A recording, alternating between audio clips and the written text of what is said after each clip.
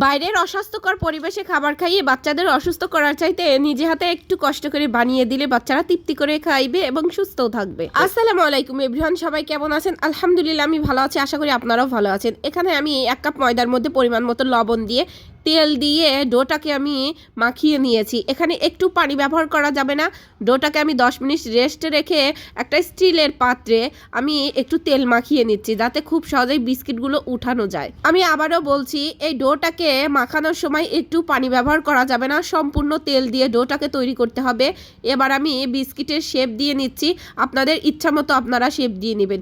এখানে বিস্কিটের কালার তৈরি করার জন্য আমি ডিমের কুসুমের মধ্যে একটু চিনি দিয়ে ভালো করে মিক্স করে নিয়ে বিস্কিটের উপরে আমি লাগিয়ে দিচ্ছি। এখানে হাসির কথা কি আর বলবো, আমার ছেলে এই যে ব্রাশের ডান্ডিটা যেন কোথায় ফেলে দিয়েছে। আগে থেকেই আমি মোটা তলাযুক্ত পাতিল গ্যাসের উপর বসিয়ে দিয়েছি, গরম হয়ে গিয়েছে, বিস্কিটের এটা দিয়ে দিয়েছিলাম। এই দেখুন আধা ঘন্টা পর আমার বিস্কিটের ফাইনাল লুক। তো ভিডিওটা কেমন লাগলো অবশ্যই কমেন্ট বক্সে জানিয়ে যাবেন।